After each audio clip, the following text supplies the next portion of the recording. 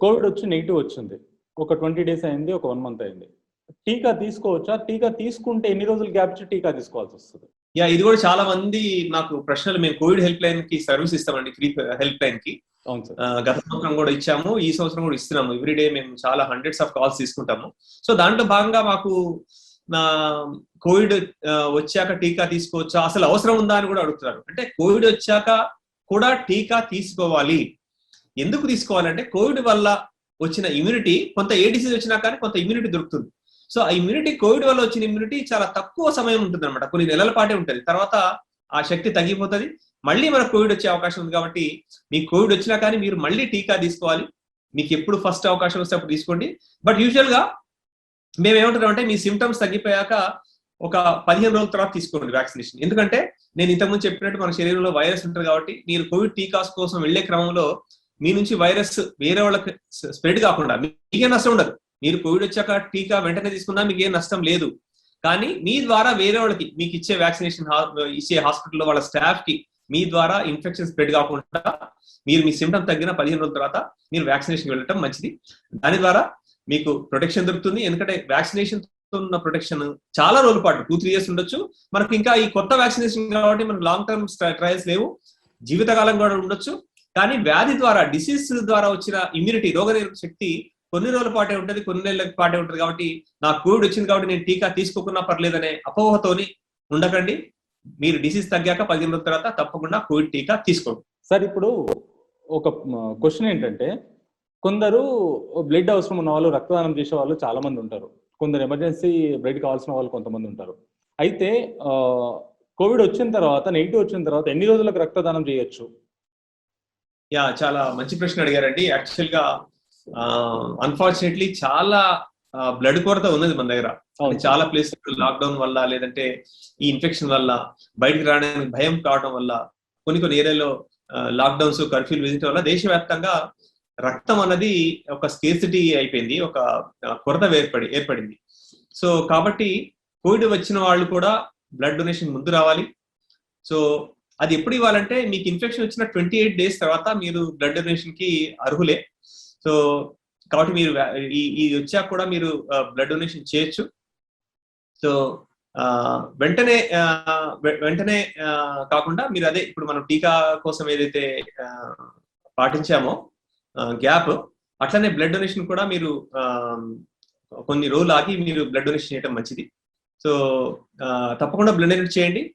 Periodic గా every 3 months కూడా మీరు బ్లడ్ డొనేట్ చేయొచ్చు. దానివల్ల మీకు నష్టం ఉండదు. మనం చాలా మంది ప్రాణాలు, ఒక బ్లడ్ డొనేషన్ చేస్తే మనం 3 ప్రాణాలు కాపాడిన వాడు అవుతాం. ఎందుకంటే ఆ బ్లడ్ లో 3 కాంపోనెంట్స్ ఉంటాయి: ఆర్బీసీ, తెల్ల రక్త కణాలు, ప్లేట్లెట్స్ అనేవి. అంటే మనం ఒక బ్లడ్ ఇస్తే ఒక పేషెంట్ కి ఆర్బీసీ ఇవ్వచ్చు, ఒక పేషెంట్ కి తెల్ల రక్త కణాలు ఇవ్వచ్చు, ఇంకో పేషెంట్ కి ప్లేట్లెట్స్ ఇచ్చిన వాళ్ళం అవుతాం. అట్లా 3 ప్రాణాలని ఒక్క బ్లడ్ డొనేషన్ కాపాడవచ్చు. కాబట్టి ఈ ప్రేక్షకులందరికీ తప్పకుండా నా రిక్వెస్ట్ ఏంటంటే, బ్లడ్ డొనేషన్ కి చేయండి, రెగ్యులర్ చేయండి, మిగతా వాళ్ళు కూడా ఎంకరేజ్ చేయండి. టీకా తీసుకుంటున్నారు 45 years దాకా క్రాస్ అయిన వాళ్ళు, అంటే వాళ్ళతో పాటు ఏ కండిషన్ లో ఉన్న వాళ్ళు టీకా తీసుకోవాలి? దాంతో పాటు ప్రెగ్నెంట్ లేడీస్ ఉంటారు. ప్రెగ్నెంట్ లేడీస్ అంటే 45 లోపు వాళ్ళే ఉంటారు. ఇప్పుడు 18 years క్రాస్ అయిన వాళ్ళు టీకా తీసుకోవాలని చెప్తున్నారు కదా.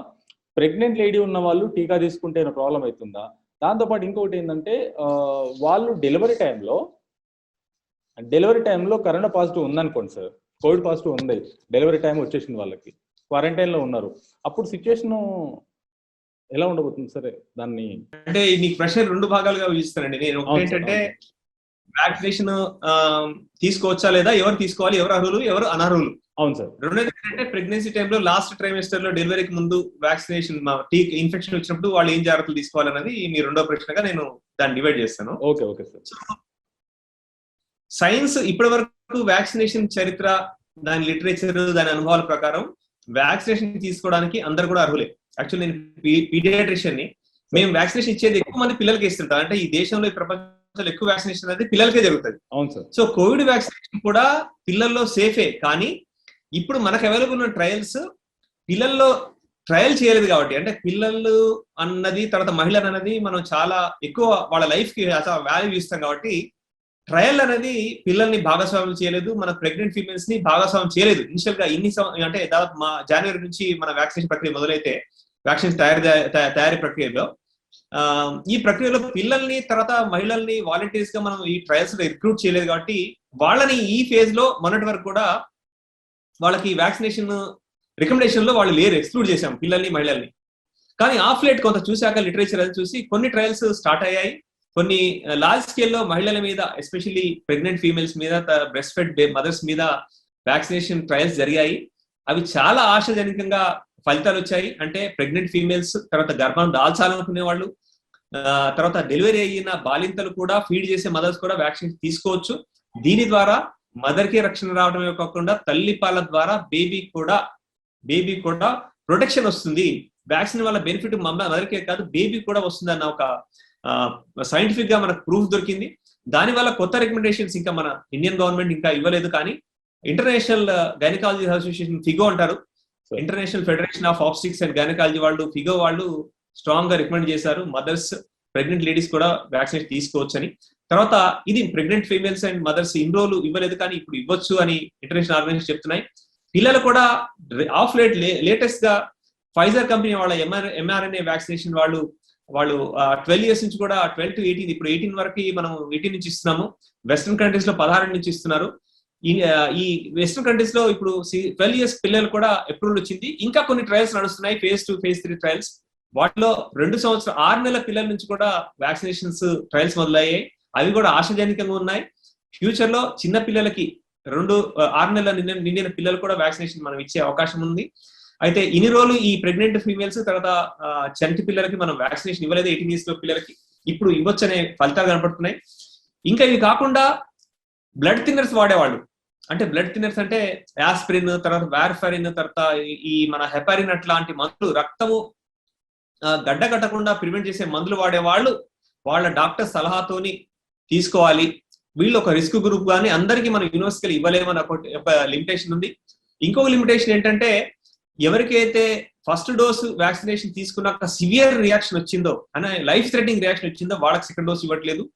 ఈ కేటగిరీ తప్ప ఏది pregnant females and breast fed mothers and children and warfarin, aspirin లాంటి బ్లడ్ థిన్నర్స్ అంటే రక్తం పలచబడే మందులు వాడుకునే వాళ్ళు, తర్వాత సివియర్ రియాక్షన్ వచ్చిన 4 కేటగిరీస్ తప్ప అన్ని వయసులో వాళ్ళు ఈ వ్యాక్సినేషన్, అన్ని డిసీజెస్ ఉన్న వాళ్ళు, అది డయాబెటీస్ కానివ్వండి, హైపర్టెన్షన్ కానీ, క్యాన్సర్ మెడిసిన్ కానీ, కిడ్నీ మెడిసిన్ కానీ, ఏ మెడిసిన్స్ తీసుకున్నా కానీ, ఎలాంటి రోగాలతో బాధపడుతున్న వాళ్ళు కానీ ఈ వ్యాక్సినేషన్ తీసుకునే అవకాశం ఉంది. వీటిలో ఏ వ్యాక్సిన్స్ కూడా దుష్పరిణామాలు లేవు. ఈ 4 కేటగిరీస్ కి ఇప్పుడు లేవు, ఫ్యూచర్ లో వాళ్ళకు కూడా వచ్చే అవకాశం ఉంది. అందరూ తీసుకోవాలి. Everyone except these 4 categories are now eligible to take in this country. మన దేశంలో వీళ్ళందరూ తీసుకోవచ్చు. సార్ ఇప్పుడు తర్వాత రెండో భాగం ఈ ప్రశ్నలో, ప్రెగ్నెన్సీలో డిసీజ్ వస్తే ఎలా ఉంటుంది, వాళ్ళు ఏం జాగ్రత్తలు. ప్రెగ్నెన్సీలో డిసీజ్ రావడం అనేది కొంత ప్రెగ్నెంట్ ఫీమేల్స్ కి వాళ్ళకి ప్రమాదం ఎక్కువ ఉంటుంది తప్పకుండా, ఎందుకంటే వాళ్ళ ఇమ్యూనిటీ తక్కువ ఉంటుంది. సో వాళ్ళు దీనివల్ల వాళ్ళు రక్తస్రావం జరిగే అవకాశం ఉంది. ఈ డిసీజ్ వల్ల వాళ్ళకి ప్రిమెచ్యూర్ గా, అంటే నెలలు నిండకుంటే డెలివరీ అయ్యే అవకాశం ఉంది. పుట్టిన బిడ్డ వీక్ గా పుట్టే అవకాశం ఉంది. పుట్టిన బిడ్డ కొన్ని డెఫిషియన్సీస్, తర్వాత డిఫెక్ట్స్ వచ్చే అవకాశం ఉంది. సో ఈ ప్రెగ్నెంట్ ఫీమేల్స్ అన్న వాళ్ళు స్పెషల్ రిస్క్ లో ఉంటారు. వాళ్ళకి ఇచ్చే మందులు కూడా మనం జాగ్రత్తగా ఇవ్వాల్సి ఉంటుంది. మనం కామన్ గా ఇచ్చే మెడిసిన్స్ అన్ని ఇవ్వలేము. బట్ ఇప్పటి వరకు ఉన్న స్టడీస్ లో ఆ ప్రెగ్నెంట్ ఫీమేల్స్ ద్వారా ఈ బేబీస్ కి లక్కీగా డిసీజ్ ట్రాన్స్మిట్ కాలేదని తెలిసింది. కాబట్టి మదర్ కూడా కొంత రిస్క్ ఉన్నా, మదర్స్ కూడా అందరూ బాగానే ఉన్నారు. మనం కొంత జాగ్రత్తగా వాళ్ళని మానిటర్ చేస్తుండాలి. వాళ్ళకి మంచి ఆహారం ఇవ్వాలి, అనువైన మెడిసిన్స్ ఇవ్వాలి డాక్టర్ సలహాతో. డెలివరీ తర్వాత కూడా బేబీకి వీళ్ళ ద్వారా వచ్చే అవకాశం తక్కువ ఉంది. ఎందుకంటే స్టడీస్ లో ఆ ఉమ్మ నీటి ద్వారా కానీ, లేదా చనుపాల ద్వారా కానీ ఈ బేబీకి మదర్ కు ఉన్న ఇన్ఫెక్షన్ స్ప్రెడ్ అయ్యే అవకాశం లేదు. కాబట్టి ఈ మదర్స్ బేబీని బ్రెస్ట్ ఫీడ్ చేసే అవసరం ఉంది. బ్రెస్ట్ ఫీడింగ్ వల్ల బెనిఫిట్స్ ఉన్నాయి. బ్రెస్ట్ ఫీడింగ్ ఇవ్వకపోవడం వల్ల బేబీ వీక్ అయ్యే అవకాశం ఉంది, తన ఇమ్యూనిటీ తగ్గే అవకాశం ఉంది. కాబట్టి డెలివరీ కూడా మదర్స్ బ్రెస్ట్ ఫీడింగ్ కంటిన్యూ చేయాలి.